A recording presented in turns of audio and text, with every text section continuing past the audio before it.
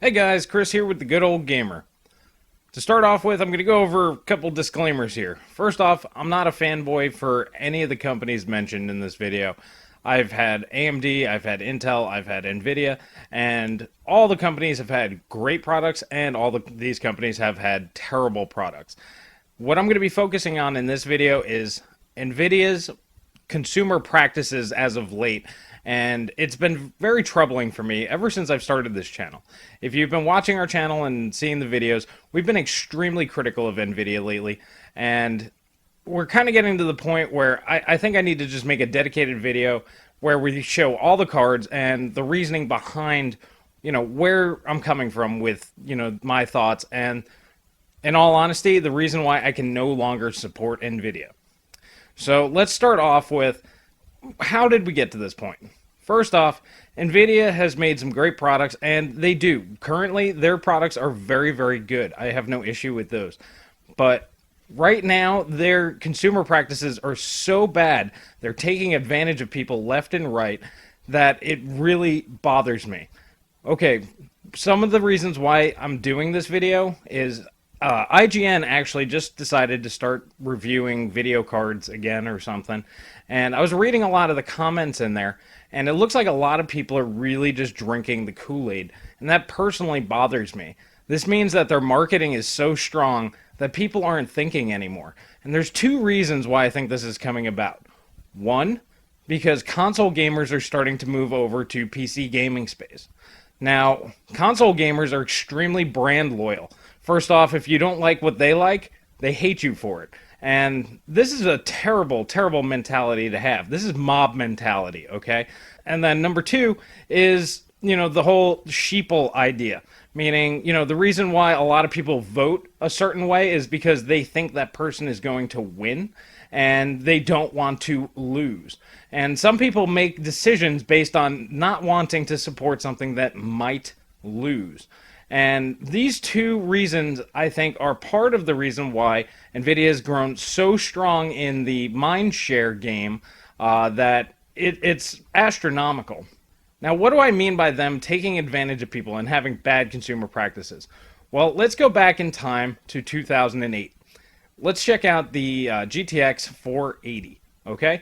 Now, this card came out 6 months after AMD's Radeon 5870 had already been out. That would be its direct competitor. So it was already late to the game, and it was not NVIDIA's best option. I mean, this was the Fermi architecture, this was the first round of it, and it was not a very good architecture, in the history of their company. So this wasn't one of their better products. But what I want to really focus on is if you look at the actual manufacturing process for this, this was a GF100 GPU. It wasn't the top of the line. This wasn't a fully unlocked GF100. It only had 480 CUDA cores available instead of the maximum amount of 512. That was the absolute maximum that the GF100 could do, which we did see on the GTX 580 about a year later. Now, the reason why I'm bringing this up is this was a tier 1 product. Okay, tier 1 products are the flagships, the best that the company can produce. These cards are very large, very expensive to produce, and generally very expensive. Now, what's very interesting is this GPU would be directly comparable to today's Titan XP GPU. That is the GP102, which is basically a modified GP100 chip to use DDR5 memory instead of HBM. Okay, so that's their flagship GPU for the consumer market right now, is the GP102. And the Titan XP is a cut down version. So this is a direct one-to-one comparison. They're relatively the exact same GPU in different, points of time. The real difference here is when the GTX 480 launched, it launched at $499. When the Radeon 5870 came out 6 months earlier, it launched at $579. So it was a little bit more than the GTX 480. Now, it was far more efficient, and at the end of the day, it was a better GPU than the GTX 480. But, all that aside, we're talking about the GPU launching at $500. Sure, due to supply shortages, it probably cost a little bit more there for a while. But $500. Today, the exact same level of GPU costs you $1,200. Think about that. Just let that sink in for a second. You're buying the same level. It costs Nvidia the same amount of money to produce a Titan XP chip as it did back then to produce a GTX 480. Sorry, I keep wanting to say RX 480 because that's obviously the big card nowadays. So if you see me kind of stuttering a little bit, that's me trying to edit that out. Anyways, that is a big price premium that Nvidia somehow just showed up and plopped out there, and people have accepted this now. This is actually considered acceptable in today's society. How the hell did we get here? How come a 500 GPU just 7 years ago is now okay at $1,200? Let's take a look at that. It all started with the GTX 600 series. The GTX 680 came out, and this was the first time, according to Anandtech, this is the first time that Nvidia did not lead with their Tier 1 GPU. They actually used their Tier 2 GPU, which used to be on their X60 series and lower graphics cards. It was actually so good that they were able to compete with AMD's high-end 7970 at the time with their mid-tier GPU. So they said, screw it. We're just going to go ahead and put out a subpar GPU. It looks good because it's technically better than our competition, but we're going to just kind of sell it at $500 and see what happens. And unfortunately, they were successful at this because people ate it up.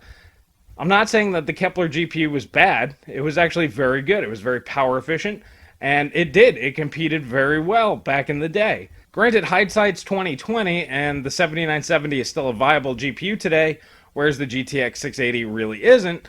But at the same time, we were talking about Nvidia now selling a mid-tier, a Tier 2 GPU for $500. And that's when they decided, well, let's see what happens when we launch our Tier 1 GPU at $1,000. Nobody's going to buy it. I'm sure there were plenty of investors saying, don't do that, that's crazy. Well, they did, and guess what? It was successful. And why was it successful?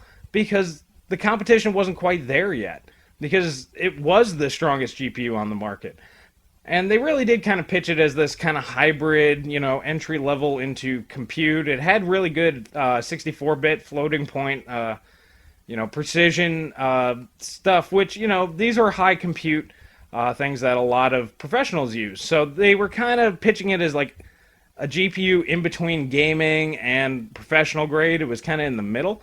And a lot of people kind of ate that up. And in reality, it did kind of provide that. However, fast forward to the Maxwell Titan class GPUs, and they dropped that double floating point precision, and they dropped all that stuff. They are gaming GPUs at this point. They are not meant for high-end compute and any of that stuff anymore. They are just very expensive gaming GPUs. But the thing is people got used to these super, super high price tags. Even though AMD came out with the R9 290X, which was actually on par with the Titan way back when, and once again, hindsight being 2020, is actually far superior to the original Titan and even faster than the Titan Black, which was the fully unlocked GK100 GPU. The trend continued with Maxwell with the GM204, which was the GTX 980, and then eventually came out with the GM200. They have a 2 instead of a 1 because, the original Maxwell was on the GTX 750 Ti. Just in case you didn't know that. So they launched the GM200 later on, and that became the Titan X, okay? And then eventually cut it down a little bit and came out with the GTX 980 Ti. Now, this is what everybody's expecting the GTX 1080 Ti to be, is just the cut down GP102 chip from the Titan XP chip. Cut down even further. We don't even have a fully unlocked GP102 chip available in the consumer space. And everybody's getting all amped up over a even more cut down version of a GPU. And they're willing to spend hundreds and hundreds of dollars on this. I'm not talking about like $200 or $300. People are expecting this to be $700-800 GPU, maybe even $900, considering the Titan XP is $1,200, and there are people out there that are willing to pay this. This is astronomically bonkers to me, because I've been following the GPU market since the probably late 90s, okay? And to me, $500 just a few years ago was the premium, and that was crazy. You were able to get a tier 1 GPU that was the, GTX 470 or the 570 or the 260. These were still tier 1 GPUs. That was the GF100 chip. It was just cut down. And you were able to get those for $300, maybe $400. You can't do that anymore. That same $300 or $400 GPU is now $700, $800, or $900. The GTX 1080 Ti should have been the GTX 1070. Let that sink in for a second. You are paying that much more money for your GPUs. And people going apeshit over the GTX 1070 really makes me go just question their sanity. You are literally buying what should have been the 1060 or maybe even the 1050 Ti. But because you guys allowed Nvidia to just abuse you so badly, sure, AMD didn't have a competing product. That's fine. Whatever. I don't care if Nvidia is the only GPU manufacturer. And honestly, if they keep going with at the rate that they are, they may very well be. And you're going to end up spending tons and tons of money on cheaper GPUs. Because that's what you're doing right now. You're literally getting half the GPU for twice the money.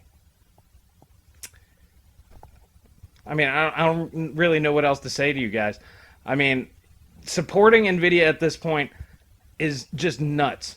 And if you think about what they did with the Founders Edition, adding another $50, $100, $200 on top of these prices, so not only are they charging you a whole tier ahead of what they're actually selling you, because they've made profits on the GTX 480 at $500. They could sell you the the Titan XP at $500 and still make great profits. But they're going to make astronomically more money off of you if you want to pay them 2.5 times as much money. And there's so many people out there that just keep feeding into this. The GTX 1060 3GB, another perfect example of this. This card is the biggest piece of crap that Nvidia has produced in a long time. First off, 3GB is not enough RAM for even 1080p. You need a minimum of 4GB to run even high settings on some current games at 1080p. So you're not even getting a full 1080p card. It's also a cut down version from their 6GB edition. So they didn't even change the name. They didn't even call it, an LE or something else. They just lowered the RAM and, people can figure it out. It's 10% slower and it doesn't even have enough memory. The thing is just a complete waste, especially when you compare it to something like an RX 470.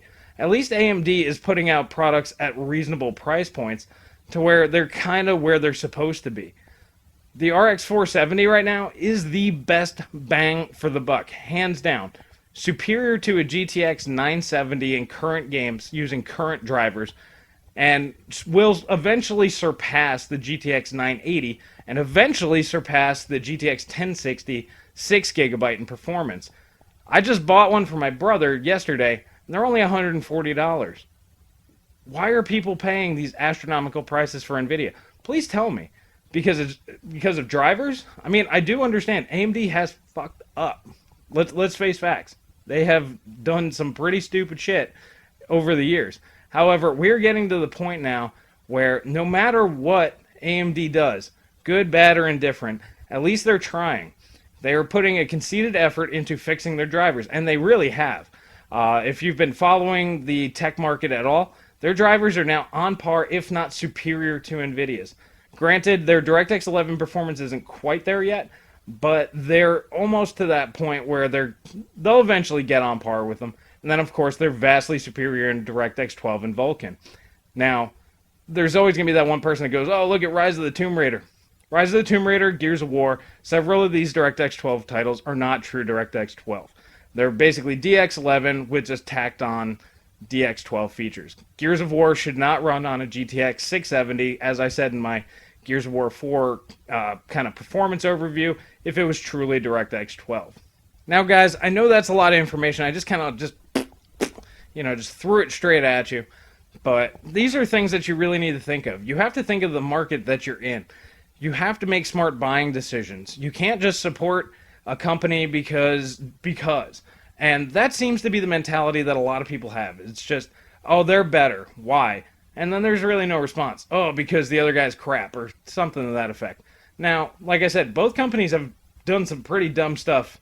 And AMD just has had a lot of issues here recently, especially with drivers. That's kind of always been their big sticking point. But they've made a conceited effort to fix that. They also have software parity with Relive, and, they're kind of on the same level now. There's really no reason why NVIDIA would be vastly superior in software. They're not superior on hardware. They're pretty much losing at every price point where AMD is competing, which, granted, is not that many, but they're losing ground. The 1060 is now slower. Like I said, the 1063 gig is now slower than the RX 470. The GTX 1060 is slower than the RX 480. It's equal to in DX11 and vastly behind in DX12. That's going to continue to slide down as time goes on. The GTX 1060s even slid way behind the GTX 980. Moving on from there, you need to go ahead and make smart buying decisions. I'm not saying just go out there and buy AMD if they don't produce something that's worth anything. However, don't buy Nvidia. I'm going to flat out say it. Until Nvidia's market share declines to a point where they actually have to listen to the consumers and try to earn our business instead of expect our business, they're going to just continue to gouge and abuse us. Now, the latest thing that they're doing is they're going ahead and charging a premium for Geforce Experience. I just saw the article on this, and this will get you some extra features and whatnot. There's some conspiracy theorists out there that think that they'll eventually charge for it, making it mandatory for like shadow play and things like that. Might they go there? Maybe. They have that big of a stranglehold on the market where they probably could do that and people would pay. I don't think that they will, because they do know that there's competition out there. And that's the saving grace, is that AMD has fixed their drivers. They do have software parity now. It does look like it will compete with the Titan XP. And that's a much better proposition, because that GPU will probably launch at the $599 or $699 price point. See, you're probably thinking, oh, you're nuts, Chris. They'll charge $700, $800 for it. Well, they probably could, but they're not going to. They're smart enough to know that there are certain price points where things just kind of stick with people. The $499 and $599 price points for GPU is the absolute maximum that most people are comfortable with, especially older PC gamers that have been doing this for a while. The reason being is that's the price that Tier 1 GPUs should be. This is where they've traditionally been for the past 15 years, up until, like I said, just a couple years ago with the GTX 600 series. And this is exactly what they did with the R9 290X against the original Titan. And at that particular point, you had the cryptocurrencies, and that really hurt the R9 290 and 290X because availability wasn't there, and they did have some heat issues. AMD really did push those cards to get them at that particular performance point, but at the same time, they did get them there, and they did price them appropriately. And as I've said, those cards are still good today, whereas the equivalent NVIDIA GPUs are just terrible. They're just not useful at this particular point in time, meaning the original Titan and the GTX 780 and 780 Ti just are not competitive in today's current market, whereas the R9 290 and 290X actually are. Well, alrighty guys, this is a bit of a rant, and like I said in the beginning of this video, I'm not like some AMD fanboy or anything like that. I just don't like NVIDIA's business practices. And unfortunately, there is no third option here. I mean, I guess we could all go Intel integrated, but that doesn't really work either. At this particular point in time, supporting AMD actually is supporting the whole community. By letting NVIDIA know, hey, we're not going to support you. We are not going to buy your products until you do this. Until you start delivering Tier 1 GPUs at reasonable prices, or at $600 for a graphics card is a lot of money. I Guess we're kind of used to them costing thousands of dollars now, but that's not cool. And we need to let them know that. We should not be spending that much money on video cards, not especially not single GPUs. If you get two of them, like an X2 card, that might be one thing.